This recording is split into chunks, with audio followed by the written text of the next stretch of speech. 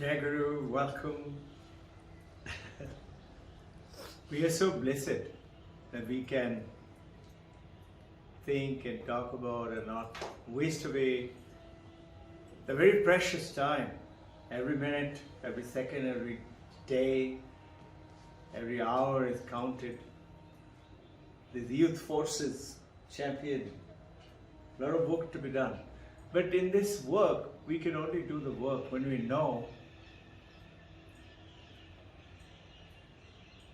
what we can do, what we have to do, and whether we can. And most of us are in the confusions of, can I really do it? Will I be able to? What about, and generally this support, that support, money, finance, positions, rank, and we are on the suffering and fun. Little fun, little suffering, little misery. But as we look at it, let's say we look at ourselves in a mirror. I'm looking at in a mirror. Now, this is how actually we are looking at our life. Our face is our reality of the life. And what am I seeing is in the mirror. Now that is, if it is looking nice, I'm happy. Where is the happiness? The happiness is in that mind which is giving me that happiness. Supposing I'm suffering. That suffering is what? Or the happiness is what? It's the reflection in the mirror. Now it depends on the quality of the mirror. Supposing mirror is cracked or broken, or mirror is old or rusted, or mirror is titanium, mirror. Reflection depends on that. So, what is that mirror? We do not say that just because I saw that happiness, or I don't see my face in the mirror, meaning the mirror is not there, my face is missing. My face is there, whether I can see it or not. This slow understanding of it would take us across that joy, that ananda, that completeness. Purnamada Purnamidam. From Purna comes Purna. It sounds complex. It is not. From us only, that is that one I. But I am relating myself with what? I am doubtful about if that will happen or this will not happen. Like, sir is a little worried about whether it will come or not. And it is dependent on apparently somebody else. But when you start to look at life in its entirety, in its completeness, first thing is, you are neither put off, nor are you great glory in happiness or joy or sadness. Why? Because you are Purnam. And the beauty is, when you get connected to that Purnam, something happened. That what you're waiting for is going to come sailing on its own. Because you have to. And who is chosen? You have only chosen. But here you're not dependent onto that feeling of the happiness or the sadness. Because you are what? The feeling of happiness or sadness is the quality of the face as I see it, depending on the quality of the mirror. But the actual truth is my face is not changing. And the most important part, try and understand this apparent complexity is not complex at all. You know why? Because we never see our face. Can you see your face? You can see a reflection in the mirror. have you realized you can never look at your own face? And you try to get a clearer and titanium mirror to have a better glimpse of your face. But you can't see your face. You can't see your ananda, your joy. But this universe is dependent on to what you experience.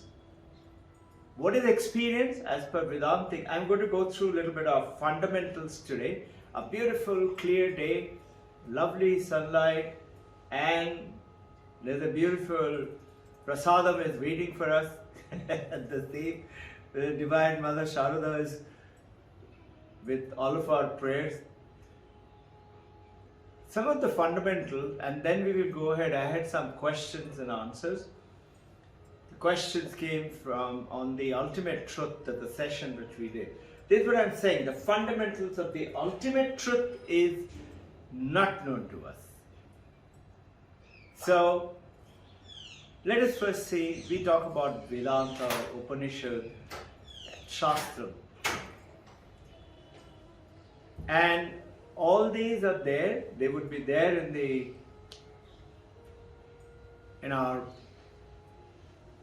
presentation in the YouTube. So you can refer to it, you can refer to it at a later time. And I'm trying to work hard and present so that they remain as a kind of a library for us, audiovisual library, and we can easily refer to it. I keep referring to it. The earlier talks, because I don't talk through them. Most of the time I'm not talking. Sometimes I do. So, what is Upanishad? Upanishad. What is Upa? The first meaning, there are 2-3 meanings in this. First meaning, Upa is near. And Ni is sitting, and Shad means 3 things. Ni also means Nishchaya, without doubt. So, the Upa has got also 3 meanings. One is, first meaning is just near. Near who? Near the teacher, near the guru. The second meaning is, near, what is teacher doing? Teacher giving us knowledge. Right? So, Upa means near but not teacher. Second, deeper meaning is near the knowledge. And third meaning is actually, it goes ahead and tells you the deepest philosophical meaning is the proximity. What is proximity? Nearer. Nearest. Who is the nearest to us? Upa means that. Who is nearest to me? The closest is I. That I, supreme I, is the one which is nearest to me. I am ignorant of it.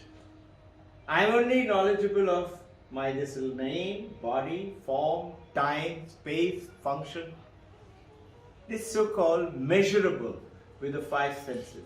We are aware of it. And we think that is who I am. That is not who we are. So this is the Upa. Upa means near and teacher. Deeper meaning is knowledge. A deepest philosophical meaning is the proximity to who we really are, is our soul, our spirit. Ni means Nishchaya, clarity. Makes the meaning very simple and clear. You remember? Whenever you prepare talk, or some people, our guide or trainer used to say, keep it K-I-S-S. Keep it simple, simple. So that clarity comes in with the Ni, the word. And Shad. Shad means actually 3 things. Funny, there is something called, Shankaracharya calls it Gati. Gati. what is Gati? Gati means actually goal. Shad Upanishad takes us to goal. Sitting close to the knowledge, self, without any doubt, absolute clarity, certain, takes us to goal. And this goal is called Avagati. Avagati meaning it is not a physical journey. It's not I am going from here to Banaras, that means then I will get my knowledge of the wisdom of the goal. It is not a physical journey. It is from not knowing to knowing journey. The journey through the spiritual path of the knowledge. The second meaning of Shad is Visharana. The first was Avagati and is Visharana. Visharana means is to destroy. Destroy all our bad things in the mind. You notice we only know what are my strengths, what are my weaknesses. So those things Shad actually destroyed. So the knowledge of the Upanishad, without doubt, without clarity, destroys the evil tendencies of us, and we have a different journey. And in the third meaning is Avasadhana. It means loosen. Loosen what? Loosen us from our so-called samsara. We are in the samsara. You are the wave. You are in the ocean. You are with the other waves. The ocean is the samsara. And you are with the other waves. But you are not stuck there. You now attain that status of knowing that. Mukti. So in that, you have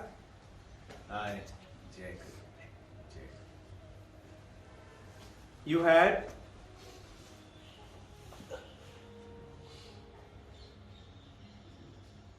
different types of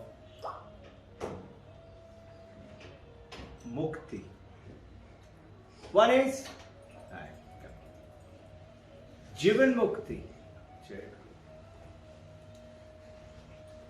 While being alive, you attain, you are the wave, you are in the ocean. But you know, I am not a wave, I am not big or small, and the smallest spirit to the biggest wave, and we all are one, and that is one consciousness. And yet, why is there then some are small and some are big and some are, you know it now. And now you start to do the vichara of everybody as water. I am water, everything else is also water. So we are what? We are one consciousness. And that one consciousness has is that first thing what we talked about today. Is the face, that Ananda, the joy, that you are the Sat Chit Ananda. We are not seeing it. And to go and see that is the time when we actually reach that joyous state. This is what Upanishad is going to take us from. There is Jivan Mukti, there is Krama Mukti. Krama Mukti is, supposing we are making efforts, but we don't get liberated. Then it is written down in Taittiriya Upanishad that when you die, you will go to straight, there are 7 stages of heaven as per ancient India, Vedanta. You will go to the Brahmaloka and you will work out there till you will not be born and die and keep on suffering, till you attain your liberation, and from there you will be going away. Jivan Mukti, you are already attained Mukti. You are peaceful, you are happy like Paramahamsas and all. They are on there. But they are different. They know it. The other is, during the life, you are continuously practicing and you have almost reached, but till the time you leave your body, you don't.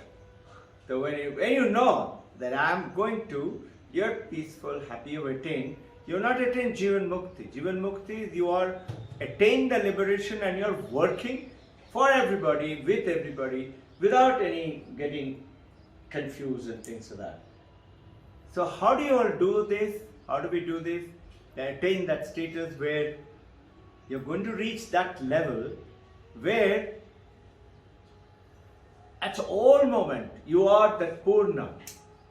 There is only one word, Purna. This thing, what powerful thinking the great masters had. Just think, imagine, they get this message that you are what? You are complete. And when you take away something from the complete, Purnamada Purnamidam, when you take away, you have one Purna, remains that Purna, and this is also Purna. Can't understand with our little mind and logic and thing. How can, if I take away half glass of water, the half bottle is finished, no? No. The moment you look at an object, that's an object. This is an object. You see it. What is an object? Object is nothing else that there has to be matter. And how do you experience? You experience object with your consciousness. If you're not conscious, you don't see, you don't experience, you don't hear, you don't taste, you don't, nothing. In other words, that consciousness is that actual face in the mirror. Remember a little while ago we talked about that face you never see, but you're seeing it through the object. The mirror is not what you're depending on. Little complex too, but if you keep this word with you and keep on working with it, you will see. Mirror, you are not dependent upon. Today we are dependent on the mirror to go and see my face, and mirror is depending on to you. If you don't come, mirror has got no work. So understand this. Your mind is the one which is powered by the consciousness. That is that mirror. But the consciousness is ever in the obscurity. You cannot objectify consciousness. So the question answer that will come up again. In Kena Upanishad, and Swami Vivekananda was very fond of his Isha Upanishad and Katha Upanishad in Kena. It's very famous. He was very fond of Katha Upanishad. We'll talk about. We had talked a little bit about it. We'll talk about. We did in detail Mandakya Upanishad. No, we've gone over it again and again and again. We'll do Katha Upanishad also. So in Kena Upanishad, it says that he who says, I know now, does not know. He who says, there is so much to know and I do not know, he is the one who knows. The two sons were sent away by father those days, 700 years ago, for training in a Guru ashram. Went for the ashram, came back after 14 years. So they now yuva, as per them, youth, come back. The father was very pleased. The father said, tell me, do you know what is Brahman? Can you define what is Brahman? So the elder one, he started off explaining Brahman. I remember long time ago, must be 12 to 15 years ago, one of the father had asked me, what is Brahman? And I tried to do like this elder one. I tried to explain with that Upanishad and this Upanishad and this. And as I came to know the truth, I felt like a fool. I made a fool of myself. I tried to show that yes, I can explain Brahman. And this elder one, he kept on doing all that. And the father, who was a very knowledgeable, enlightened father, he didn't say anything. And he asked the younger one, so now it's your turn. Tell me, can you explain to me, what is Brahman? The younger one looks at father and does a pranam and doesn't say anything. He just stays silent. Father says, okay, you're the one. Brahman cannot be explained. It's like, you remember, align yourself with the story of we all have heard Ganesha and Kartikeya, no? Mother Uma, Gauri and Shiva with the two sons. And in the story, the Puranic story, some say there was a beautiful fruit, some say there was a beautiful medallion, a wonderful looking medallion and with a lot of power in the medallion. So the mother said, I'll give this medallion to this one. Who amongst both of you go around the universe and come back and touch me first? The Kartikeya immediately, faster vehicle, peacock, and this brother of mine, fat and slobby, and he's got a little mushika, a rat which can hardly move. They immediately jumped into the peacock and soaring the universe. So the mother saw Ganapati sir is quietly sitting. I was looking at Ganapati today in detail and I was thinking, what a beautiful statue we got, no? Sharda chose this. Wonderful. The Ganapati was sitting. The mother said, must have said, hey mister, aren't you going to do something? So he got up and he did pranam to mother and the father and went around the father and the mother and came back and said, you are my universe. And mother immediately gave the medallion. Meaning, this is that understanding what I'm talking about here. Is this is finer than apparently. The Kartikeya is doing what? He's doing the physical travel around the universe. But the spiritual understanding, this is what will get you out of any complication. Whether it is money or a relationship or this understanding itself. You know, when somebody is in conflict with you, you straight away say, I don't want to see your face. You bang the door and go and lock yourself. No? Leave me alone. Actually, what is your problem is you're wanting to be alone from your own mind. What is troubling you? Your mind. What is samsara? Samsara is manas, your mind. And what does the mind do? Name, form, function, gives it to us. I am. And which is ego, memory, manas, mind, and intelligence. There's a fourth thing which gives it to the mind. I say, I am separate from others. Samsara starts. The moment you are separate from others. See, notice the enlightened master on the ocean as the wave. Before that, he was a wave. Small, big, medium, large, tsunami, whatever. But the moment he's enlightened, he realized every one of us, all of us are one. The Shankaracharya explains this joy, ananda, the moment you realize. He said it is like you're in the ocean, bank of the ocean, and ocean of ananda, joy, infinite. It is not that you have to, you say, I will experience happiness. When you experience happiness, you say, I am happy. When you experience misery, you say, I am misery. And that miserable state or the happy state, who is experiencing it? Your mind is experiencing it. But Shankaracharya says, you are in the ocean of that ananda, happiness. It is not that you have to be happy, you have to be rich. You are rich. There is a beautiful book by Deepak Chopra, and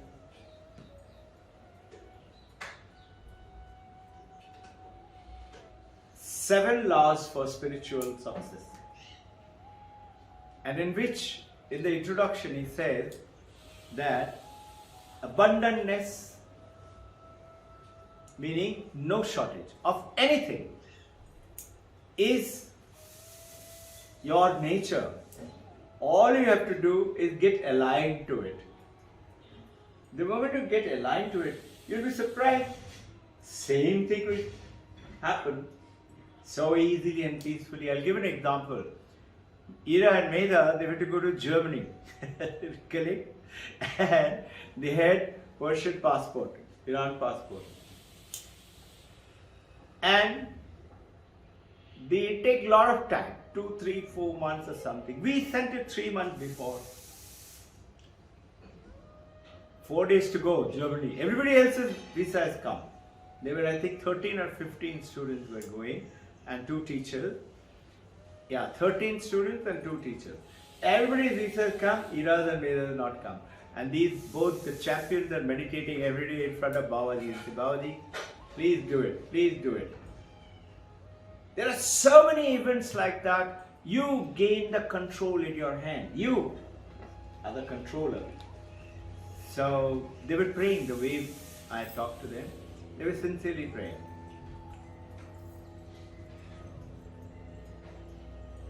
No chance. 2 days to go. 1 day to go. They're giving up hope. We saved so much of money. We had to do shopping. And now it is not come. They're supposed to be leaving at 1 o'clock to go to the airport at 5 o'clock. At 12:30, we got the call. It is done, but it is at Mumbai. So we said, okay, what you do, you come to the airport and we'll go to the airport and you give it to us at the airport, the passport and the visa. And it clicked. And you should have seen both of them.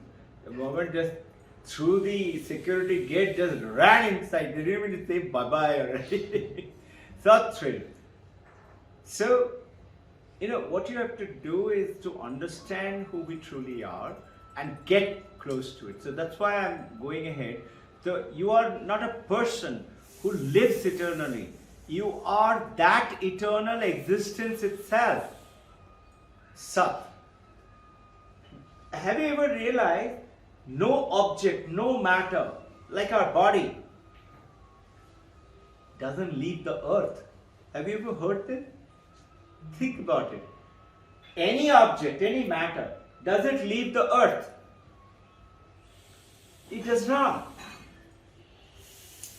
Even if you burn the body and you say, thou burn the body and it will become ash. No, but it is still there only, on the earth only. It doesn't leave the earth. But who you are really, that is not bound to the earth. That is the universe itself. This word which I read out just now is from Swami Vivekananda. You are not learning something. You are learning with your 5 senses and skills and ability. That's what you're going to do, of course.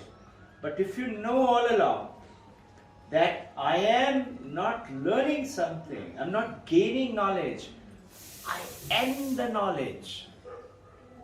You are the knowledge. It sounds very absurd till you understand it. And when you understand it, something happens. That mathematics which I was not understanding, it is cracked. I got it. And that needs focus, that needs concentration, not here and here and here. That monkey business has to stop.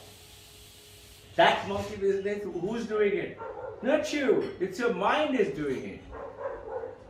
You is who? You are that Paramatma. Understanding this way, some of the basics. It is not that we exist. We exist. This glass of water exists, clock exists, computer exists. We exist. I, Robin Ghosh, exist. Vedanta is saying it is not that you exist, you are the existence itself.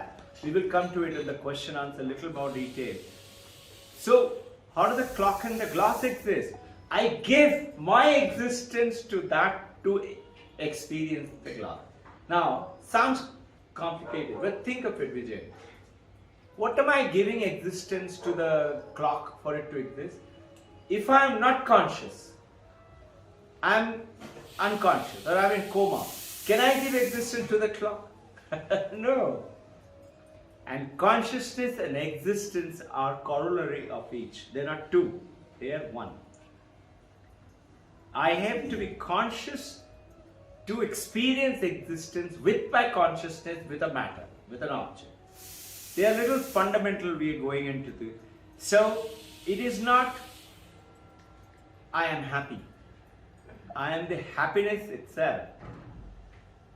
Now, the Brahmagyanis, the Jnana Sarupa, who we have heard, like Sant Gyaneshwar over here, and Ramana Maharshi and Vivekananda and all the great masters, they are the knowledge itself. Their mind and body, mind you, there is a great enlightened master towards the end of his life. And one of the young monk went to him as a teacher, senior monk, very old, 95, 96 years of age, and goes and asks him a question. And the master kept thinking, and then he said, my brain and mind is forgotten. I don't remember it anymore. And then, just imagine, you should be feeling very sad, no? What is this? He smiles and he has done his job. Let it go. Who is forgotten? The intellect is forgotten. The mind is forgotten, the brain. But he has now realized to, in Vedanta they say, Vedanta, which is, what is it? We will just talk about it. It will give you that wisdom and the knowledge. And once you get it, you have to let go the Vedanta also. You don't hold on to it. This, the other day, Mahayana Buddhism, I was talking to you about Shunyavad. Shunya is, you are Shunya, the self, Atman is also Shunya. Prakriti is Shunya, Purusha is Shunya. This is what they talk. This sounds a little complicated, but the moment you understand it, it becomes very simple. And Mahayana Buddhism goes ahead and said that they hold on to that Shunyavad all through light and keep on saying, this is zero, that is also zero. They actually go ahead on the baby who's born to go, and they've been invited to bless, and they bless and they're silent, praying. So somebody says, sir, he says, one day closer to death. First day of the baby is one day closer to death. That's it, that much. From here, womb to tomb, is already first started. They look at it that way. And they hold on to Shunyata. Vedanta also talks about Shunyata. But Vedanta says the moment you realized it, let it go. Don't hold on to that Shunyata. Then please you have not attained. You're still holding on to something. And this is what we talked about last Sunday, that Gaurapada, he said, Iti Sha Paramarthika. That means there is nobody the seeker, nobody the 10 Paramahamsa. You are not working, you are not practicing, you are not attaining sannyasi.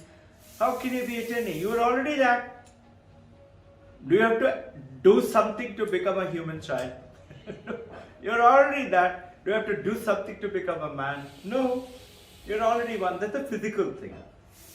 That ultimate supreme thing, this is the fundamentals we're talking about. Let me take you across to that little 10-man story. I've spoken to you all. Ideal time to recollect again. 10 men, they go down from one town across the river to a spiritual better place. 10 of them. They go across, the river was very fast, but the water was not very deep, up to the chin. So they, with their chin up, and goes off to the other side. And those days, this is how they used to travel. Go to the other side, and they take off their clothes, they're drying it, and they're wearing the clothes. And one of the men says, hey, current was very fast. Let's count all of us. Are we all there? 10. The first is what? He starts counting. 1, 2, 3, 4, 5, 6, 7, 8, 9. He says 1, 2, 3, 4, 5, 6, 7, 8, 9. Oh, where's the 10th man? He's forgetting to count himself. Now, the other guy says, you don't know how to count. Wait, let me count. 1, 2, 3, 4, 5, 6, 7, 8. Yes, you're right. Ignorant. This is the traveling of the spiritual path. The 7 steps to attain self-realization. First is ignorance. We have to get through the ignorance. And the moment you say, oh, our friend is gone, poor guy is drowned, they're crying. howling is vikshepa. Ignorant, suffering brings it to you. That veiling is the ignorance that creates a veil which you call Maya.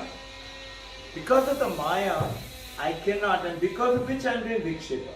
The first is ignorance, second is Maya, that veiling, and third is the vikshepa. You are suffering now. You are howling and crying. Comes a wise man. He comes and says, what happened? Why are you crying? So we were crossing and one guy is dead. The wise man could immediately say, there were all 10 of them there. He said, how many of you were there? We were 10. The wise man says, don't worry. Your man is not dead. All 10 are here. He said, really? So, paroksha jnana. So the wise man is giving now knowledge, indirect knowledge, and telling him, come, count. So he said, we have counted. He said, count again. 1, 2, 3, 4, 5, 6, 7, 8, 9. See, only 9. The wise man holds his hand and says, and dasamatvasi, you are the 10th one. And he says, oh, let me count again. 1, 2, 3, 4, 5, 6, 7, 8, 9, 10. Oh, yes, we are all here. So, from indirect knowledge comes direct knowledge.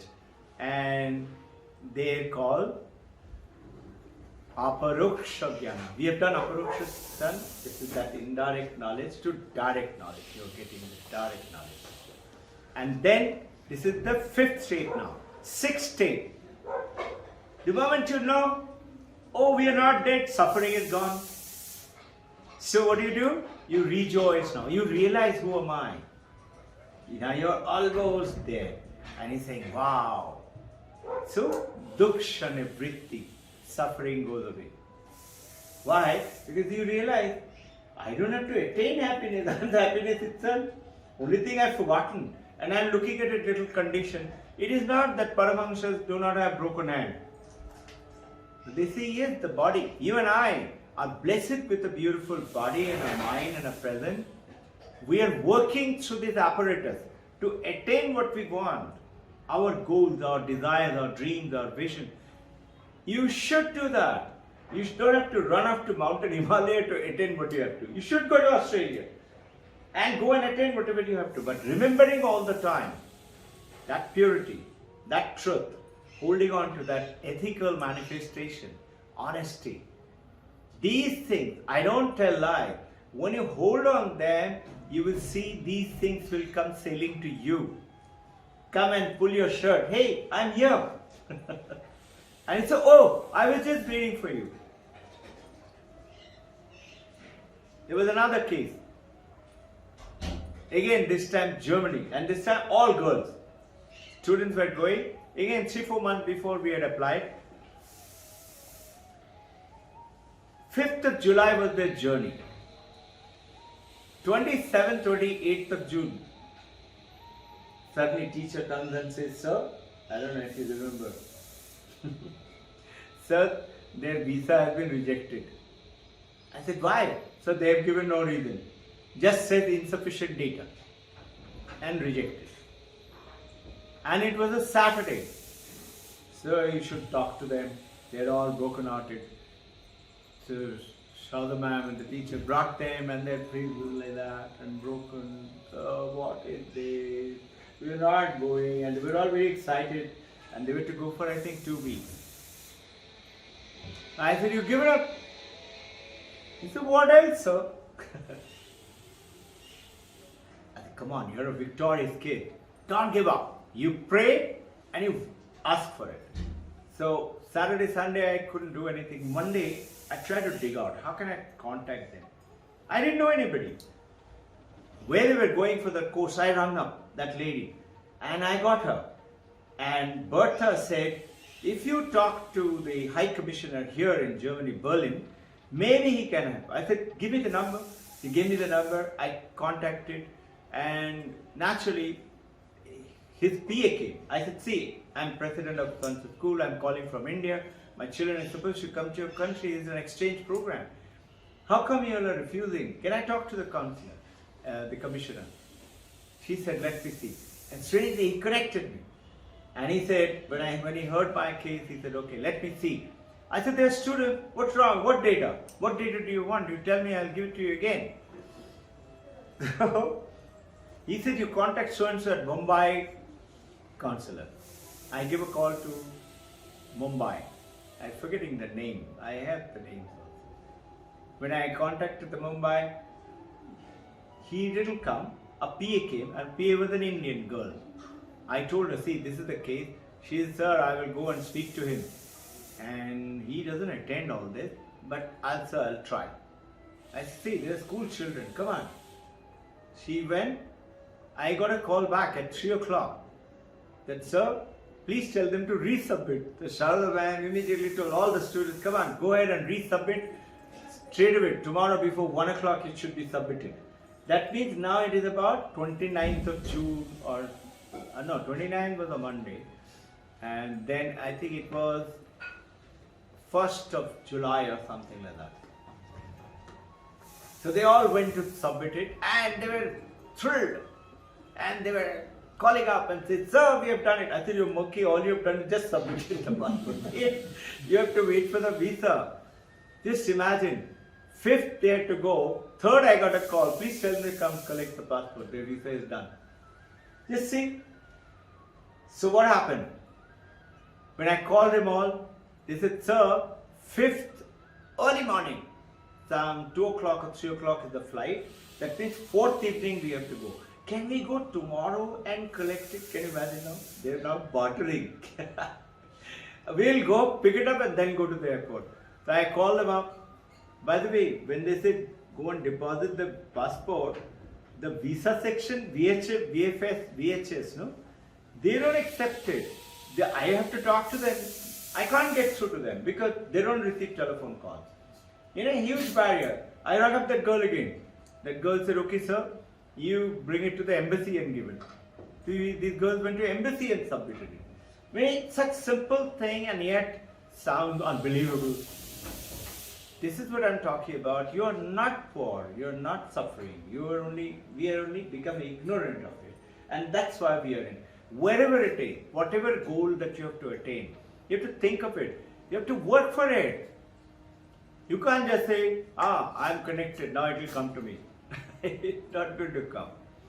You have to work. And this is what Gaudapada says, iti sa paramarthika. It is the truth.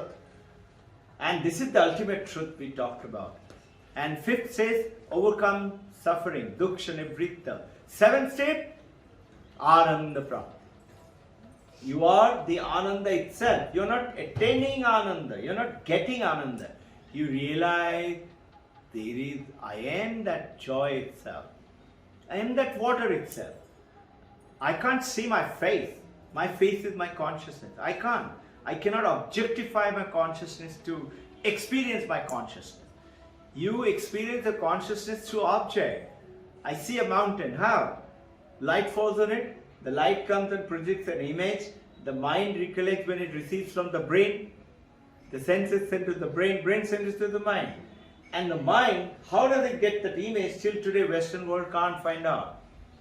But ancient India, Vedanta talks about, this is called reflective consciousness. Mind is empowered by the consciousness. Like the moon gets the power from the sunlight. See, a few days back, a week back, there was a full moon. You all must have seen it. Do you ever look at the full moon and say, what beautiful sunlight?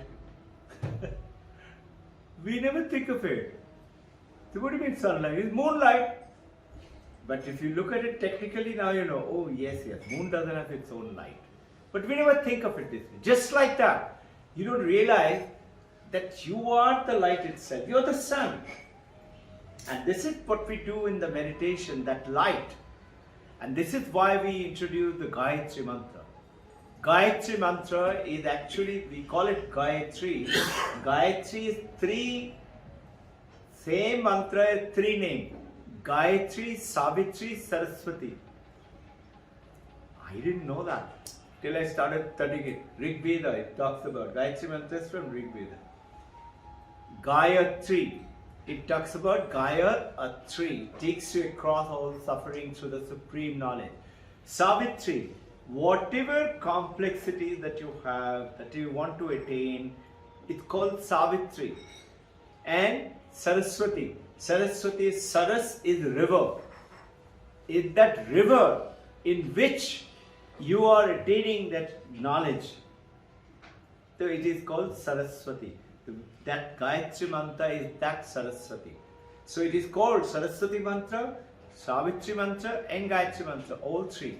We are very familiar with Gayatri. Krishna is telling Bhagavad Gita that I am among the mantras, the Gayatri mantra. So, 7th stage of liberation, in which now what happened?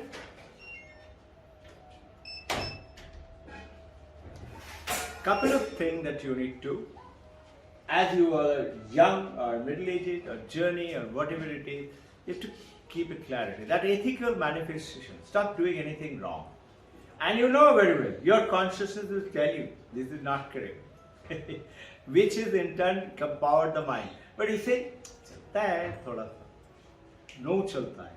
If you want truly peace, happiness, joy and success, attainment of unbelievable order.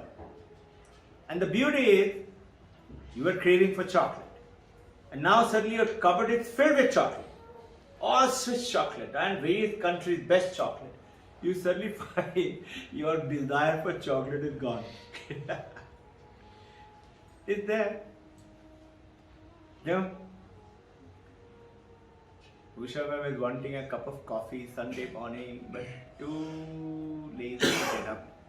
Sunil sir quietly goes and brings a cup of coffee. And Usha is so thrilled, really, love you. And she takes a sip. Sunil says, Kaisa hai? Usha says, very nice, thank you so much. And then, she's not drinking it. Sunil says, अरे भाई P low ठंडा हो जाएगा. है बाद में पीऊंगा. This is what happens to you. Your desires go away. And this is when you realize, but by gaining desires in the life, it doesn't go away.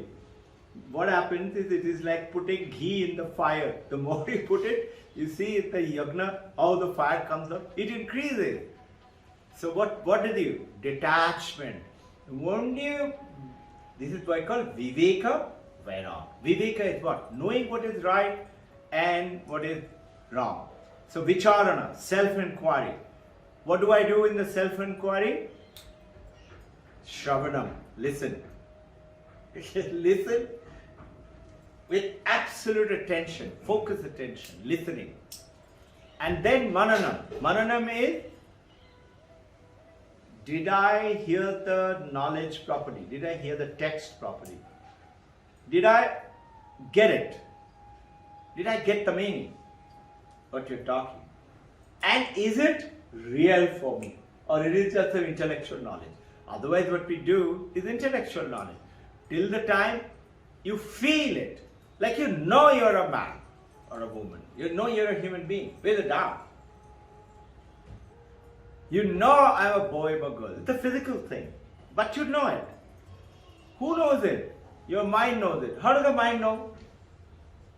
Mind knows because mind is empowered by that same Chaitana, consciousness. And that's how you know. And then, so, Shravanam, do I know the text? Do I get it? Did it? Is it real for me? And then Mananam, reflect on it, ask questions. This is why I keep asking you all. And I'm so happy that all of you keep asking questions and sending it. That questioning mind is searching for doubts clearly. And once you do that, it becomes firm.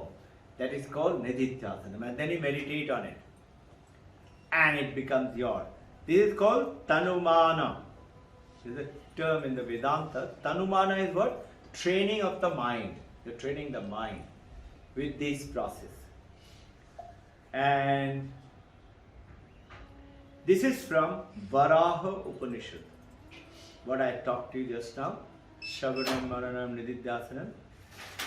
Now, in Sadhana Chatushta, Viveka, realizing, all these are required for us to attain that. So, you say, why isn't everybody attending? These are the things. They don't do it. So, this is the fine script written under below, fine script. You know, you sign a contract and these fine lines are written down there. You see anything mobile applications and then you have to say, I agree. That until I say I agree, it doesn't work. Got it? So what is it? First is Viveka, knowing what is real, what is not real. And Vairag is knowing what is not real and detachment from it. It's not real. Then Shama, controlling of the mind. Don't allow the mind to be like a monkey, roaming around here and there. You know, a monkey, have you noticed? Monkey jumps from one tree to the another tree to the another tree and they travel like that. But what the training does then, monkey is still there. But now the training, what it does, instead of the mind going from one thing to the other, like, nice smell, what is cooking today? My mind is gone up there now. And immediately the bell door opened. So who's come there? Mind is gone up there now. And mind is love to do all this trouble. This is the monkey business, going from one to the other to the other. But what does the training do? The sadhana, that little bit of 24 hours, all you're spending 1 hour or 2 hours, if you're very good, 2 hours. All you're doing, training the monkey, not going from one tree to the other, you're training the monkey to go higher and higher and higher in the same tree and going to the top. And then when it goes to the top, it has a different vision now. It sees the beautiful, and then it is awakened now. So, Shama, controlling of the mind. Dhamma is controlling of senses. Calming down the mind is Shama. Dhamma is calming down the senses. I want to eat it. And you feel like eating it. The one Golgappa. It is not one Golgappa. If you do not control it, that one Golgappa will be there and keep on coming and bothering you again and again and again. And the moment Golgappa comes, your mouth is watering. Now you are sold, you have become Mr. Golgappa. But if you control it, okay, I want that coffee. It's alright, not now. I'll think about it some other time. You let go. And within 20-30 minutes, you will suddenly say, wow, I don't feel like coffee anymore. Let me drink a cold glass of water. This is what you're doing, Dhamma. And then Uparati. Uparati is controlling all these energy senses and bringing it within. Coming within. We generally say what? Success is there. Where is there? America and England, Australia, Germany, there. It's certainly good. Do great score, go down there, do a great score, get dignity. But remember, when you're doing physical travel, the wave has to come to the ocean, the bank of the ocean. It has to smash. It has to stop being a wave. And it has to realize, I'm not wave, I'm water. And this is what, when you're attaining all these goals, when you're attaining it, remembering it all the time, that I'm something else, but I will attain perfection in whatever I touch. A total focused mind. This is what a very famous psychoanalyst wrote about. That book is called Focus, and the other one Rapt. How to do rapt attention and how to focus mind. Daniel Goleman, Focus, and Rapt is another German lady who's written this. So getting to those status, and then comes Samadhi, then came Titiksha. After Uparati, Titiksha. I put down your Samadhana. Actually, Samadhana should be end of it. Titiksha is not giving up. It's okay. Alright, whatever the status, I'm going to work at it. And I'm going to get it.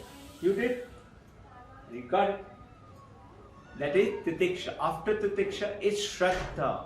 Have respect of who?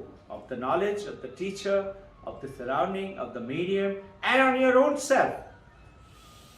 And once you have that Shraddha, then without doubt, samadhana.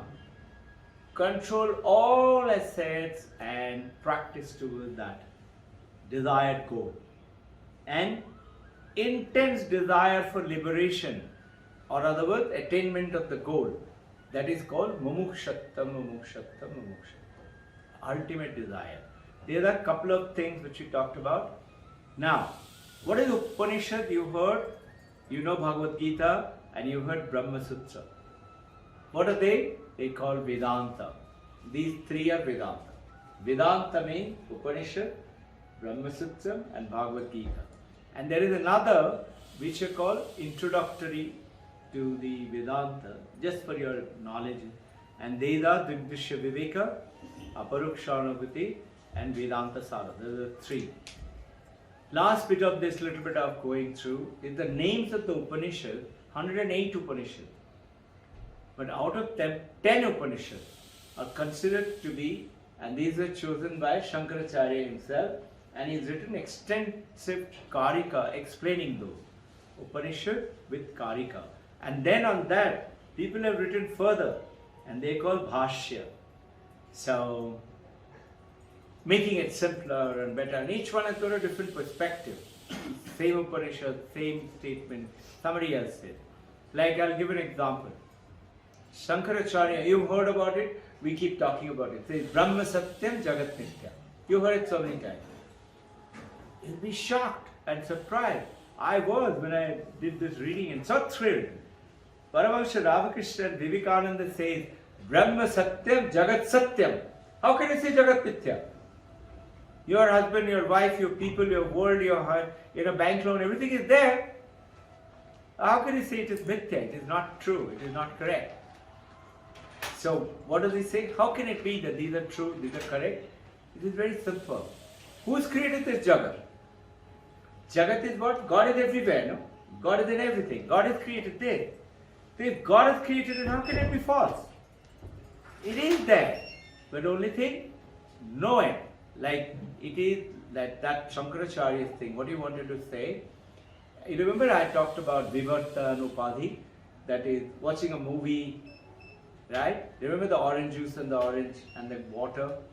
Somebody took the picture, orange juice and the water in front, breakfast table. And the water and the orange juice were aligned in such a way, like that it looked 2 glasses of orange juice. It's called Upadhi. The other one appears to be, it is not. It is influence, like a crystal. You know, we have that beautiful crystal there. If you put a red rose behind that crystal, from this side when you look, the whole crystal looks red. Or if you put yellow flower, it looks yellow. The crystal takes that shape. It's called Upadhi. Another example, and which is called Vivarta. Like film. You're watching a TV film or a movie film. Notice the screen of the TV is not affected. That is your consciousness, is the parallel. Picture inside, whether it is joy, happiness, love, fighting, King Kong coming in, destroying Eiffel Tower, Dracula, whatever it is, it doesn't bother. The screen is not touched. I like the heroine, I will not let her go. Screen is not holding on to the heroine. Movie will stop if it does that.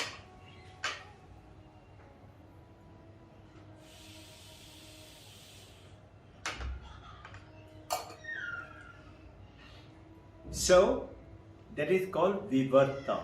The screen is detached. Screen is not the movie, but without the screen you can't have the movie. Without the consciousness you cannot have your life. But it is the screen which is the one which is showing it, making it possible for you. So the names of the Upanishad, which are the 10, which they go ahead and sing a song on it. They sing a song like Isha, Kena, Prashna, Katha, like that. And it goes on to say Mandakya, Mundakya, Aitariya, Taittariya, and then Brihadanarka and Chandakya. So there are 10 Upanishad. There is another one, Shvetashvara Upanishad, 11th one, whether it was actually done by Shankaracharya or not, but people in the world today consider 10, maybe 11. This is the just knowing a little bit. Now, three things comes from this ignorance what we were talking about.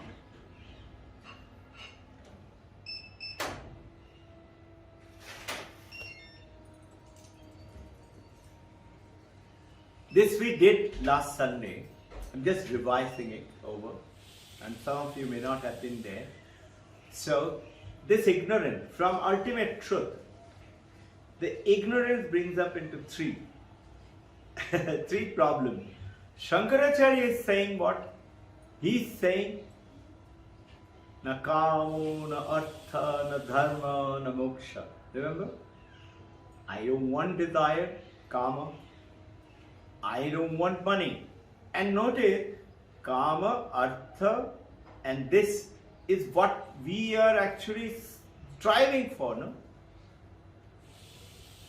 He goes ahead and says, not dharma, I don't want the conventional religion also. Imagine. Na moksha, I don't want moksha. So this is what Gaudapada said there. This is the ultimate truth. But you are not searching. He says, Chidananda Rupoham Shivoham Shivoham. I am the Shiva.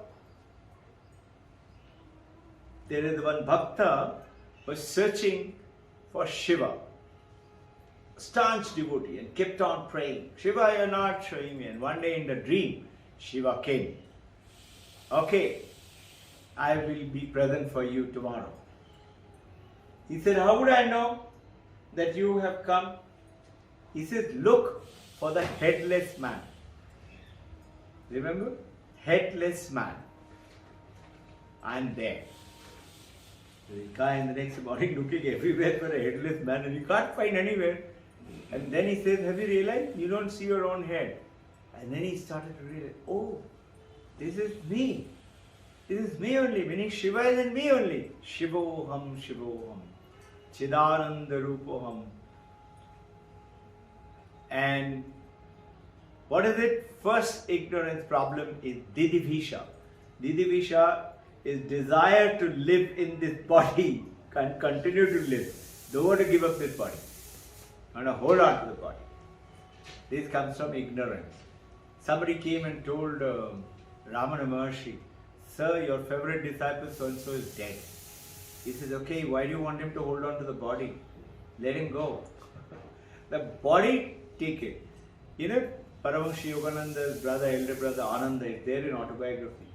His father was very close to enlightened master, Lari Maharsa's disciple. He was meditating. Son was suffering from cholera those days, very severe, and came running and told him, sir, Ananda is dead.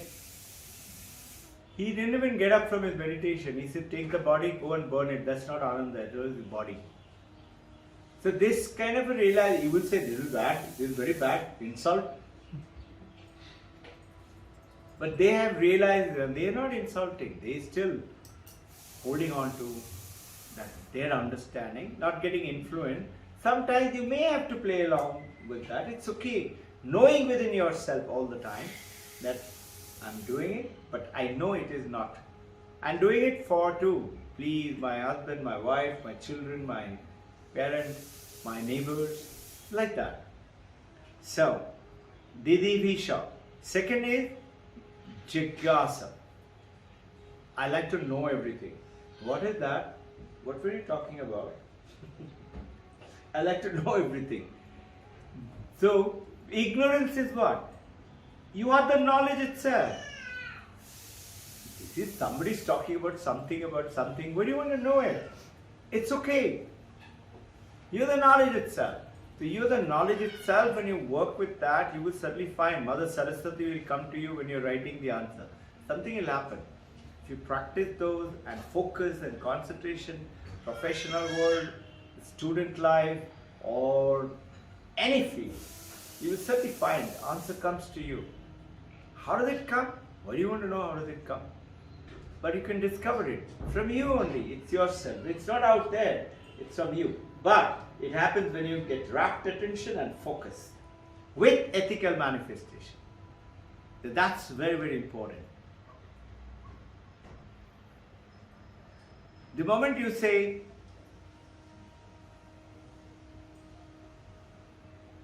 I'm ignorant of my consciousness, but my consciousness is the one which brings all knowledge to me, suddenly you are different.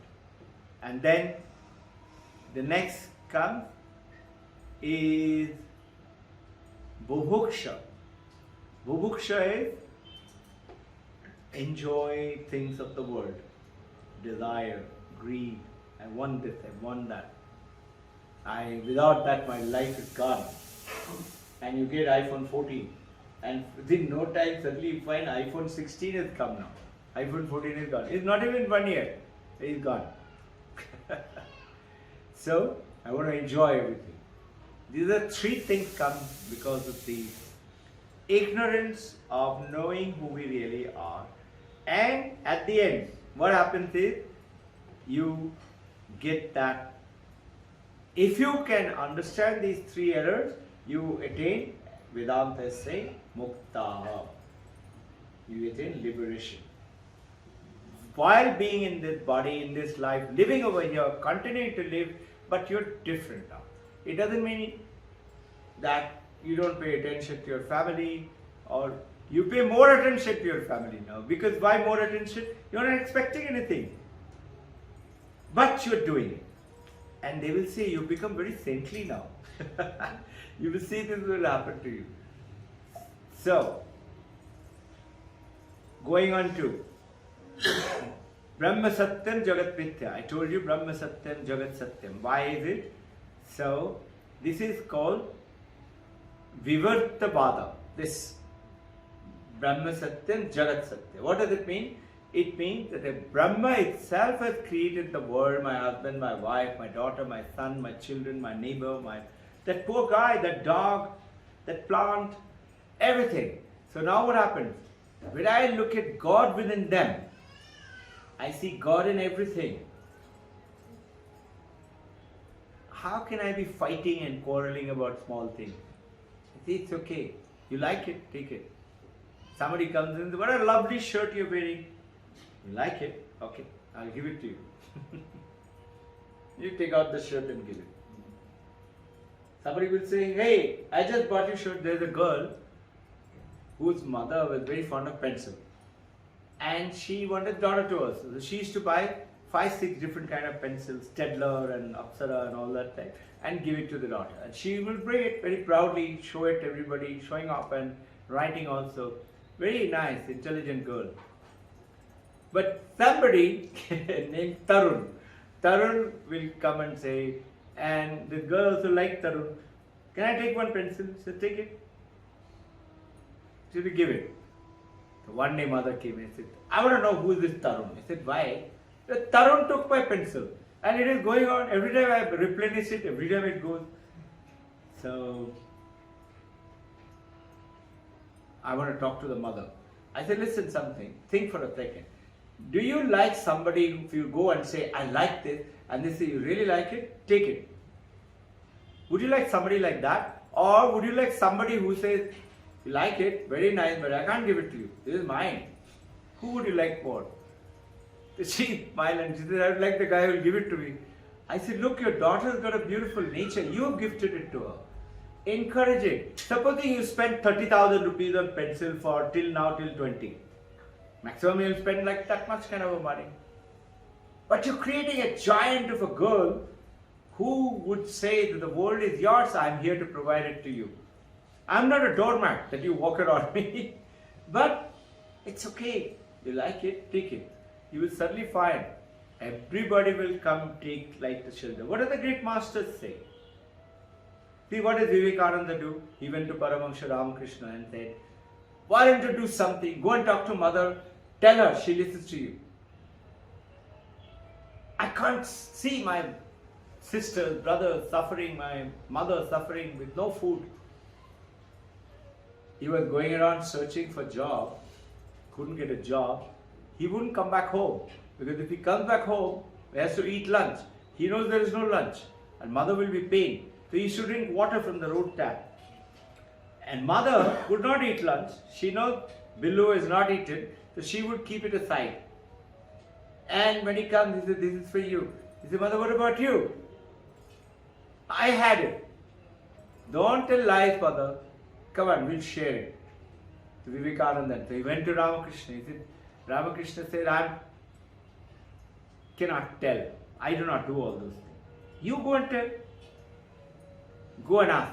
Tuesday is the Mother's Day. Go and ask mother. Whatever you ask, she will give it to you." So he goes. Ask mother. That divine mother there. Instead of asking for money and property and abundance of something, he goes and says, "Give me viveka, give me vairag, give me dhyanam, give me chetara." He doesn't ask. He comes back. Thakur asks, "Did you ask?" He says, "No. When I saw mother, I forgot everything. Why I want to ask this stupid thing? I don't want the stupid thing." Thakur didn't. He said, "No, you go back again, ask again." Again went back. Again same thing happened. Third time, same thing happened. He couldn't ask. He asked viveka, vairag, gyan, love for you, detachment, vairag, and intense desire, longing for you. Give me chetana, consciousness, so that I understand what is right, what is wrong. So then Paramahansa Ramakrishna says, "Okay, I know you will not be able to ask. You go back, don't worry. From today onwards, they will never have very simple requirements of their life, of clothes and food will be abundant." And you know, when he went back, he suddenly said, mother said, some father's sister who was supposed to be married to a rich guy, her husband is no more. Jamindar. She has called him, "Why don't you come and live with us?" So, whole family shifted there. Vivekananda told Ramakrishna, "I'll join you now." So, thank God it happened. This is how we are all learning a lot of Vedanta. Vedanta knowledge taken to the world by Vivekananda is there. Okay, so Itisha Paramarthaka. Remember the truth. So what is it? Mandakya Karika, in which waking, dreaming, and deep sleep. Three things. We are experiencing the world waking like right now. I hope so. Second is dream and dream sleep. Sleep, dream state. And third is deep sleep state. These are the three states that we human beings actually experience the world every day. There are no other states. I was talking the other day to some new admission. The father said, "Sir, what about Turiya?" I said, "Wow, very good. Good to hear this." He read some. So Turiya is the fourth. Turiya means fourth. Turiya is what? Turiya is your consciousness. Is that Chaitana, that thing with which you are experiencing the waking world, the dream world, and with which you are experiencing the not experience of the deep sleep world. Absence of experience, nothing there. But it's not darkness. You're experiencing the absence of experience with that consciousness. That's how you wake up from deep sleep and say, "I had a wonderful sleep." How do you know that? Your mind wasn't there, your thoughts were not there, you had no recollection of anything. But you know, I had a good sleep. How? The consciousness was there with you. And in the dream sleep, you left your body, you left your mind, another body, went around Florida or Himalaya, somewhere you're having great fun. And you come back. And then you wake up and you said, "Oh, it was only a dream." Have you ever realized, have you ever thought of it?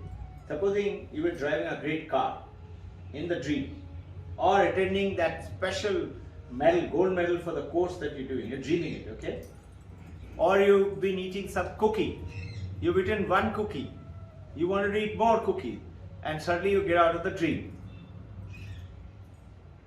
"Why did you wake me up?" "I was to eat the rest of the cookie. Let me go back to sleep." You go back to sleep.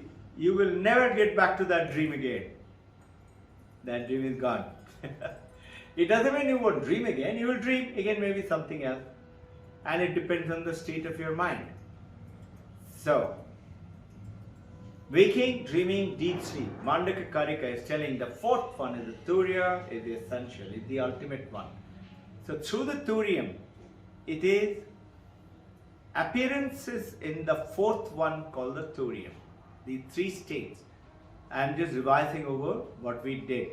So, waker in the waker's dream, experiencing the waker's world.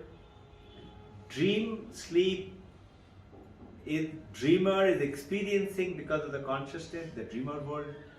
And the deep sleep, absence of experience, you're experiencing that. All three are charged by this Turiyam, which is the consciousness, is the light of the light. And Turiyam is considered to be like the sun, like Gayatri Mantra. Gayatri is the light, is what? Is that sun, that light, the extreme powerful light. In the Gayatri, I tell you, imagine that you are that light and you are in the center of the light. What happened to Champion today? He was a little late. We are missing him. So, in the physical universe, in the gross world, you are experiencing the physical universe and the physical subtle aspect of you as the dreamer and your dream experiences. So, causal aspect is the deep sleep. You experience the blackness, and Turiyam is that world. So, the real you. So, what Vedanta is claiming, Vedanta is not giving you Brahman. Vedanta is not taking you to Brahman. Understand? Vedanta, then what does it do? It tells you, understand this, Vedanta tells you what you are not. The beautiful story comes. One guru told one disciple, you are not a human being. Disciple was very sad. He became very sad. I am not a human being. He was very sad. One wise man comes and he says, what happened? Why are you so sad? He said, Guru told me I am not a human being. The wise man said, okay, sit down, wait. Think, are you these plants? He said, no. Are you that dog, that cat? He said, no. That cow? No. That mountain? No. Are you that tree? No. And he goes ahead, all the living, non-living, everything. Are you that? He said, no. He said, then what are you? He said, yes. Who am I then? He said, this is what your guru tried to tell you, that it is not, you are not a human being, you are not this physical being, you are something else. You are operating through the field. When you meditate, you meditate. I am in this body, using this body and the mind, attaining to go beyond mind and the body to that consciousness, which is that Turiyam, which is I. So this is the barrier, and this is the Maya, the Purusha, the Prakriti. Prakriti is the Maya. Remember? The Kashmiri Shaivism. So the real you, we said, you're experiencing this clock. I experience the clock. Are you experiencing the clock, or because of the consciousness, you're experiencing the presence of the presence of the clock? It is the consciousness. If you were unconscious, you will not experience the clock. So language changes. I know what it is. No, your consciousness is guiding you to know what it is, with the help of the mind, brain, intelligent memory, etc. So the real you is the Turiya, takes to the cross, which is shining and hiding itself, fading. With what? With our Nama Rupa Bhavara, name, form and function. So now, look at the religions, all Buddhism, Sikhism, Christianity, Islam, Hinduism, all religion talking about that what is the ultimate gain? is we are suffering, we are in samsara, and if you do sadhana like this, you will attain God, it should be there. Once you die, you go to heaven. Then you attain God. Or you go to samadhi. When you go to samadhi, you will go to God. So here, what Buddha is saying? Buddha is saying the beginning of Buddhism is acknowledgement that there is suffering. If you are born, you will have suffering. But he said, wait, this is a fourfold and there are eightfold paths. Follow this path, then you will go beyond suffering. In which you become the sadhaka. You have to attain a goal called sadhya, and the process that you're doing is sadhana. This is what Vedanta is telling. Now, the samsara is the one which we create with our mind and with our intellect and buddhi. We create this world. We put a name, form to everything. Go ahead and do all that. What is our ideal path then? Holding on to ethical manifestation, number one.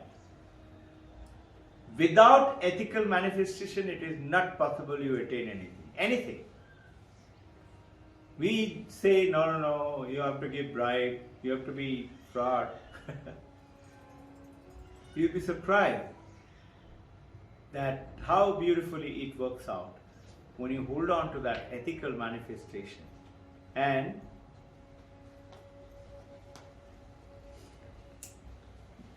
Buddha is called that Ashtanga Marga, 8 path. And Gaudapada is saying, nobody who is in bondage, nobody who is suffering, said, understand this.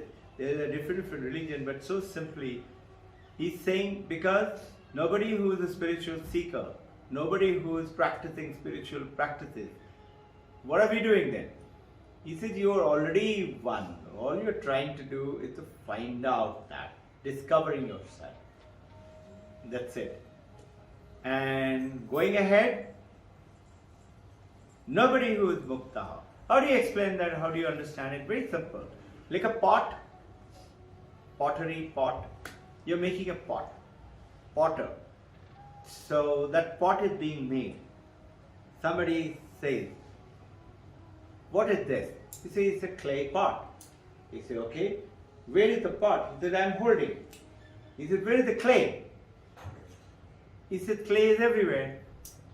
But the wise man says, are you holding clay pot or are you holding a clay? He said, yeah, I'm holding a clay, but it's a pot. He says, but the pot is only a shape. Where is the clay? Inside, outside, top, bottom, everywhere it is clay. So he said, and you've given what? A name and a form and a function to it. It's for holding milk or boiling water or cooking rice. He's given a function. That clay pot. So just think, where is the clay? He says, no, but this is the pot. So the wise man says, all right, you keep the pot, I'm taking the clay. You do what you want to do it, I'm taking your consciousness away. So there's a very wise man, American, right now in Manhattan. You know what he said? He said, imagine, recently, can't be more than a year, in a philosopher's conference in Manhattan, there's a philosopher's cafe. There are 10, 12, 15. It's not very air-conditioned and groovy. It's all very wise, old people, they go there. Youngsters would go there. They're all sitting down. And one philosopher said, I will give you $1 billion. One condition. He said, what? I want your consciousness. You see some of the movies? So I am taking your life, meaning, and they show some picture, the body becomes shrunken and he's dead. He says, I want your consciousness. Just imagine. Supposing you said, you want my one arm, I'm ready to give the arm. You want my one kidney, okay, I'll give you my kidney. But if I take your consciousness, what will you be? It's like this table which has got $1 billion. It can't understand, expect anything. I have become zombie now. I'm not a big zombie. I suppose zombies also have consciousness. No? I can't understand anything. What good is it? He asked, will you give it? He said, no. He said, and why do you say that the consciousness is not essential? They were saying, you remember we talked about last time Charvaka theory? Charvaka, ancient India, Vedanta time. He said, you are only born once and you will die. Once you die, you are muktaha. Meaning, so during this life, do anything you like. Whatever. You can steal also, you can borrow also. You can take others' partners also. Everything is allowed. This is Charvaka theory. Enjoy the life.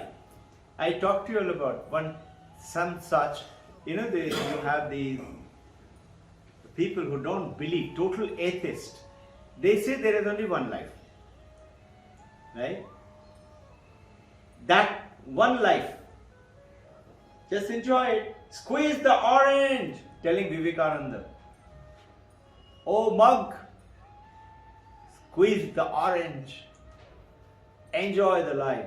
Vivekananda says, you know what? I squeeze the orange better than you. He said, how? He said, I squeeze the orange, but I know I'm not going to die. You squeeze the orange thinking you're going to die tomorrow. He said, I'm not going to die. This body may die. I'll not be dead.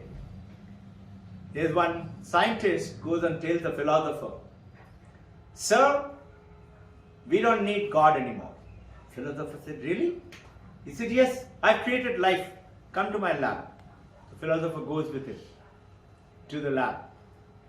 So the scientist said, first I take some earth. The philosopher said, create your own earth. Then show me life. Why are you borrowing the earth from now God?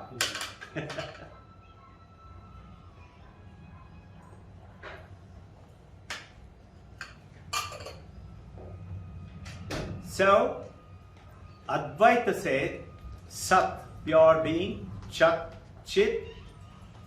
So, anything that you can think about, planets, stars, quarks, protons, neutrons, human beings, mountain, dog, dolphin, whatever we say is the samsara, is the pot where you cannot take it away without the consciousness. They are the things around us. Knowing this and then working with it is like Paramahamsa. Right now you may not know it, and you may know it a little bit intellectually, and you are saying, can it be true? Start and just watch. Whether you're a mother, a father, or whatever, you just watch. If you just start doing it, things will start to happen. Things will come on your way on its own. It's like you're rowing the boat in the river and sweating away to glory, samsara, fighting. Wise man says, why don't you raise the sail? The God's grace is all the time there to give it to you, to help you. But we are not raising the sail. Sail is what? Ethical manifestation. Without that, you cannot attain anything. So Upanishad says, Tat Tvam Asi, you are that. So remember the snake and the rope? The rope in the Dakin alley appeared as a snake. And then what did you do? You threw the light from your mobile. And you said, no, it's not a snake, it's a rope. Now, just think now. We have been doing it an apparent story. Now go into deeper. Did the snake die? When the snake was there, did it come out of an egg? No, it was an appearance. Did the rope give birth to snake? No, it was an appearance. And now when you threw the light of knowledge, the snake which had appeared through ignorance vanished. It just gone. It's not merged back into, like you say, ghost is there, it's gone into that wall. Nothing, it's in your mind. You're looking at it. So the disappearance of the snake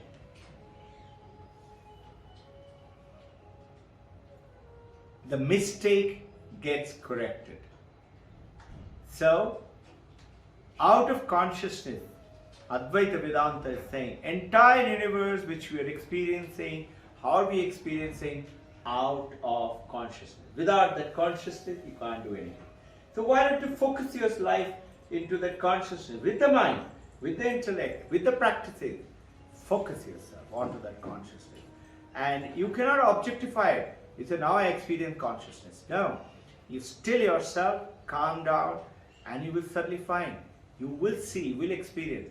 Plant your wish and thought into that consciousness. See how you get divine connections. Something will happen. Something will come up. So, in you, the consciousness, that consciousness is the thorium. Now, the Charvaka theory, they say it is epiphenomena. What is epiphenomena? Brain itself produces consciousness and mind. How? We don't know as yet. We'll tell you in 30 years' time. Give us 30 more years. After all, we told you what is life. We'll tell you what is consciousness. And this is what David Chalmers is saying. Hard facts of consciousness. I just showed you all that book the other day, Reality Plus by David Chalmers. He's talking about same digital awareness with the ancient Vedanta. Hinduism brought in there. Fantastic work is going on. What is epiphenomena? Sounds complicated. Nothing very. Candle. You light it. It gives what? Light, and it gives warmth, heat. No? So light and heat is the epiphenomena for lighting the candle. Same way is that because of the brain, it gives you mind and the consciousness. It takes birth. How does it happen? We don't know as yet. So you have people like David Chalmers who's telling you a simple joke I'm remembering. And then I go into the ultimate questions. What is mind? No matter. Remember? What is matter? Don't mind. Never mind. So what is mind? No matter. What is matter?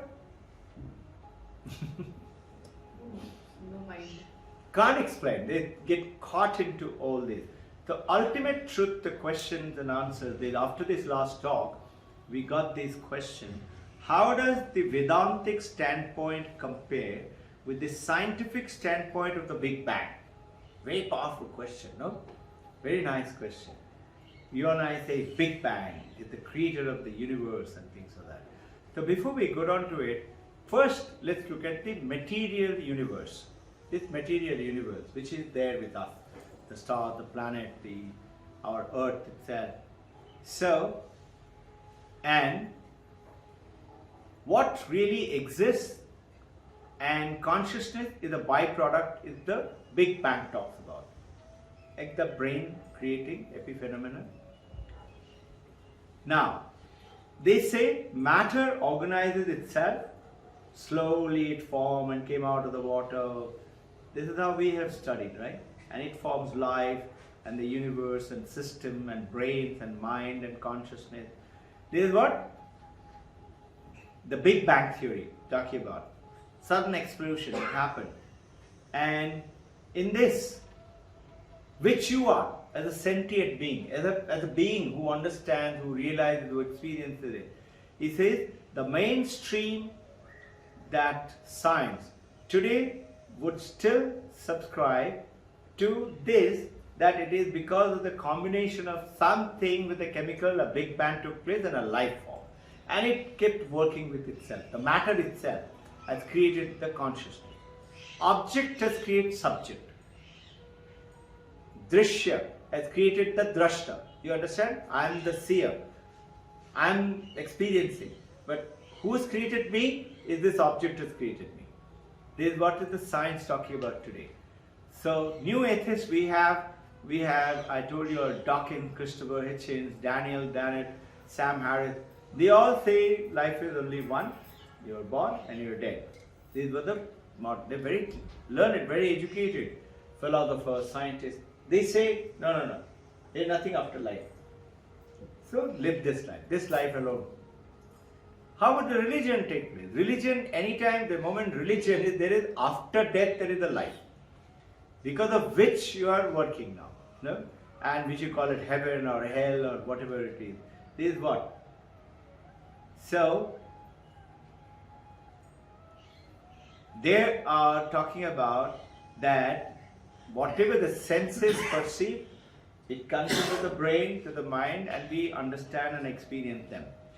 So the religious point of view is God produces this universe. Scientists said Big Bang. Religious point is God created this universe. Whether it is Sikhism or Hinduism or Christianity or Islam, God produced this universe. Now, religious point of view is just the opposite. Consciousness, God, whatever you call it, produces this universe opposite to what the scientists are saying. And God is the creator of the universe. In Hinduism, Shrishti Sthiti Pralaya, Brahma Vishnu Maheshwara. You see this picture?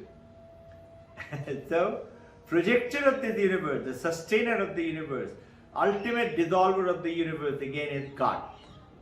Whether you call it Christianity, Jainism, Islam, Hinduism. Vedanta point of view, neither one of them is true. Neither the matter itself is created, neither the God is created. He says, so in Sankhya philosophy, Jnana point of view is neither produces either. Consciousness is eternal. I am giving you 3-4 points of view. Consciousness is eternal and fundamental. And matter, time, space, energy, everything gets external and it goes through the cycles. It always will be and interact with each other, and both are real. They create the world. So, nature and which is Prakriti and Purusha. Purusha is consciousness and nature is Prakriti. They are interacting with each other. This is who? Sankhya philosophy, Jainism, Shaivite, Kashmiri Shaivism. They talk about life is like that. Buddhists saying what? Shunyata. Everything is zero. Shunya. And possibility of a future life, consciousness without physical matter, all those. Think, how can you have religion without thinking about life after death? There has to be life after death, then only the religion takes place. And they say if you do like this, then you have a better life after death. This is how the religion took birth. Now, Vedanta point of view, both are not real. Only one is real, which is the consciousness, which is who? This is you. You are that consciousness. That doesn't mean this body me. That means the real me inside this body, name, form, function. And our journey is to understand that. Is to know it. Just like right at the beginning I talked about, you cannot see your face, but you can see the reflection of the face from a mirror. And you say that is me, but that's not me. That is only my reflection. And it depends on the state of the mirror. Cracked mirror, dirty mirror, broken mirror. And that mirror is giving my face reflection. Depending on the reflecting surface, my face is showing. Whereas I never see my own face. This is what is, you cannot see your consciousness, you cannot objectify it. Illumination, this is what Vedanta is saying. You cannot really speak of something being produced from consciousness. Consciousness is produced this. No, it's like that Vivarta, Upadhi, snake. Snake was what? It wasn't produced, it appeared. Same way is this world, it appears and we think this is real. When you go into the dream state, to you that world was very real, very much. Suffering or having fun or eating that ice cream, it was very real. But you don't keep the cookie in the fridge, next time when I dream I will take it. There is who it was a dream, but what we are not realizing that this body, senses, etc. is not real, it's the journey. And why is it? Right from childhood we have been told, this is you. We have been brainwashed. Now the religion, spirituality, Vedanta is saying, it appears to be you. But the real you is hiding inside. Consciousness can experience, can illuminate. It doesn't create an object. It gives you that clock. It appeared to you. How? Because of your consciousness. Because the light came and fell on it, entered in the cornea, and so the optical lenses created image into the brain and to the, which in turn sent tiny particle to the mind. Mind got the power from the consciousness. Reflective consciousness says, this is a watch, this is a clock. Supposing my mind had never seen, not consciousness, my mind had never seen a clock, like baby, read. Maybe he doesn't know this is a clock, but he has to be taught. He has to be given that data to the who? To the intellect, to the mind, and he has to correlate, and that is called what we call skill-based learning, what we are doing today, data-based learning. So, our entire experiences in life begins with consciousness, in the consciousness, and ends with the consciousness. Begins with consciousness, works with consciousness, ends with consciousness. The consciousness alone it is. And here I meant our effort through these systems, process, is to get connected to that consciousness. And think.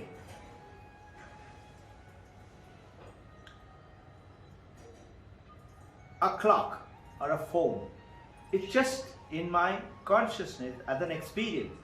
I'm experiencing this clock. If I'm unconscious, I can't experience it. It's not there. So, whatever you're doing, you are doing it through, Vedanta is talking about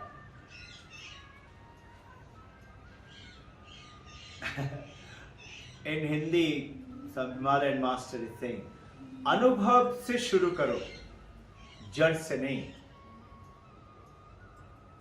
Maya ko pratishthit pat karo, Maya ko kato. So, if I try to start with the jada, its body, you will get jada only. He says, jada se shuru karenge to jada hi milega. Anubhav se shuru karo. So, remember I talked to you sometimes in Himalaya, Kapil Sir's world. They always, when they meet in the morning, first thing, and they say, Drishti saaf hai? Is your drishti clear or not? The one monk in the monk's training with a senior monk, he's gone through all this, and he said next day morning as the start, he said the day before, he asked the senior monk, who was a trainer, teacher, sir, then why is all this world? Where is the necessity? What is the requirement? Why do I have to have a world and body and things like that? We should be all enlightened. So he didn't answer anything. Next morning as the class started, he said, Thoda pani dena. Now generally in the morning, Guru asking for pani, he was very surprised. It's in Gangotri. So he went down about 100 odd yards, went down, got from the Ganga, he took one lota and brought the lota full of water and came out very respectfully. As he entered, Guru said, what have you brought? Did I ask you for this? He said, sir, you asked for water. And what have you brought? He said, water. He said, no, you brought a lota. I want only water. Then it struck him. You know who was that? It's Chinmayananda, was the disciple who asked this question. And thereafter he went in and started the Vedantic. He's got Chinmaya College also, he's an IB college today.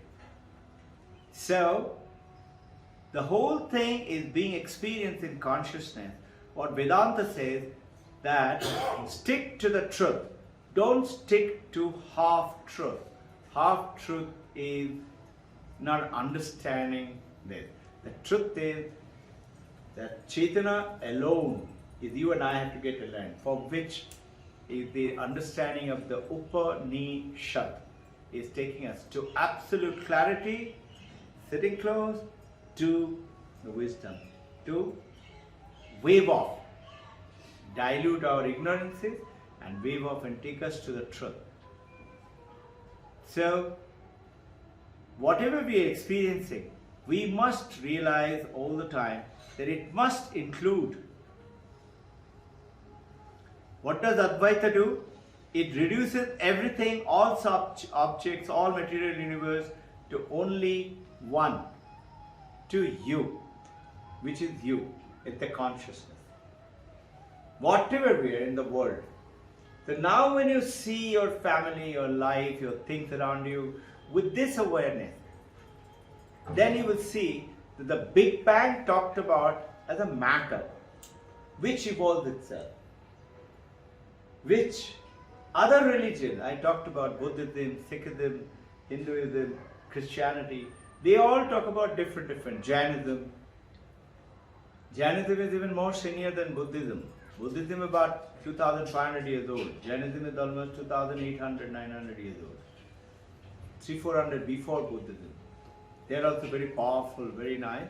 They also believe in like Sankhya philosophy. Consciousness, there's Prakriti and Purusha. The next question, I will not deal with it now. If everything including Vedanta is an appearance, how can true knowledge be attained by studying it? I'll repeat the question so that you all can think about it. If everything including Vedanta is an appearance, we talked about just now appearance, everything. He says, question is, how can then true knowledge be attained by studying it? It's only an appearance. By studying the snake, how will I know about rope? You understand? It's a very nice, very good question. We'll deal with it next Sunday. And maybe a bit of it we'll talk about it. Let's do today. We will do, the meditation process is what we do today after the exercises. Remember this process, you should try to stick to one thing. Always that one thing. Don't mix it up. Make one simple process. As you do the exercises, visit the washroom if you have to, sit down, be still, sit posture correctly, and then start with 20-20-20. Very simple steps. Second, Hamsa, I am that. And during this time, your mind is only watching the breath. Hamsa, watching the breath, focusing the mind. And you have to go beyond that mind. To where? To the consciousness. But you cannot experience it. You cannot experience it. You only know about it. How? What is that? Because the moment you experience something, it becomes an object. Are you with me? I am experiencing Vijay sir because he is there. But you can't experience consciousness. You can know about it. And when you know about it, you become liberated. Now, after that Hamsa, go on to Omkar meditation, in which you are visualizing that brilliant light of the Om. Notice, Om is the Pranava Dhvani. And notice, Gayatri Mantra starts with Om, ends with Om. And Gayatri Mantra said, we pray to that supreme divine Daiva, who in turn will bless us with his intellect, with this Gayatri, Savitri, Saraswati. And you notice your intellectual world, study world, whatever the world, professional world, you need all these three, all the divine deity of the so-called. And this is where, when you do, those who are Kriyaban Yogi, practice, I find it being tremendous different. Those who are aware of it, and some of you are not. When you do the practice of the Kriya, practice by silently, as you're breathing in, chant the Gayatri. Otherwise, you're doing nothing. You're just following the breath and following it out. Okay? Vices will tell you do nothing. Just do the Kriya. I got a message. Practice that chanting the Gayatri. And before I did that, I talked to Paramahansa Yogananda. I said, Guruji, we are going to do that. I have got a blessing. I am doing it. Those of you would like to, please, it's your call. It gives you a tremendous feeling. One thing I noticed, what happens, when you're doing the Kriya otherwise, you will find, while you're doing Kriya, mind will wander off somewhere. Mind goes up to something. You're doing the Kriya correctly. Sometimes you will say, am I doing it correctly? And you focus again and you do it better. But when you do with the Gayatri, you are really, it's like fire. Really, the mind is totally on the Gayatri and the Kriya now. And it gives a tremendous thereafter the meditation. In the meditation, imagine the Gayatri is talking about that light. That light is the sunlight. What we're talking about is the origination of sunlight is from that light. And that light is that consciousness light, that Turiya light. You focus on that light. And then in the material world, as a father, mother, husband, wife, child, student, we need things for our life. Don't hesitate to ask for it, to that light. But be detached from it. Get it? Use it for other people. And whatever is necessary for yourself, use that much. And that's why most of the religions say, whatever you earn, 50% give it away. In Islam said 40%. In Sikhism they said 20%. Give it away. And some of the religions give 50%, 60%. Some of the desert fathers of Christianity say give everything away. 100% give it away. They don't keep anything with themselves. So that giving it away, get it for whatever requirement it is and give it to people. You know so-and-so is wanting something. Pray for them. Get it for them. And you will certainly find they got it. And you will be very happy. Wow, it worked. But don't tell them that I prayed for you. Just let them enjoy. Somebody is wanting a child for a long time. Didn't get it. 12 years, 13 years. Came down here. Shaduma, when I say, what can we do? She said, no, you pray there. And they prayed and they had, and not only one, 3 of them, and all 3 of them twins. Can you imagine? After 13 years, no child, one of them is right now in our school. So, it's a beautiful world, very powerful, very consciousness. The only thing all you and I have to do is not be forgotten about ourselves and stay connected to ourselves. Thereafter, the meditation takes you, pray to that light, and then imagine yourself. This is very important, why I'm sitting and talking and not during the meditation, so that it gets recorded. Imagine yourself, you're the light.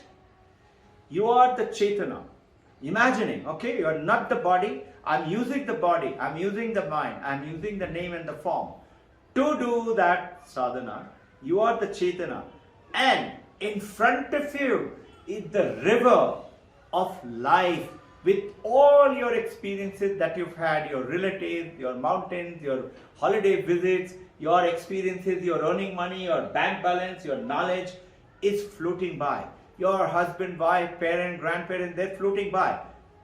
You are like, in Banaras, if you go to Vishwanath temple, as you enter, I don't know if you'll have noticed, because it's very insignificantly put. I don't know if you see it, there's a little Ganesha there. He's called Sakshi Ganesha. What does Sakshi Ganesha do? Nothing. It just witnesses. It's just watching. Just like that is our Chaitana, is watching. You be that watcher in that life, and you will see a tremendous detachment will dawn upon you, and you'll become more effective. Jai Guru.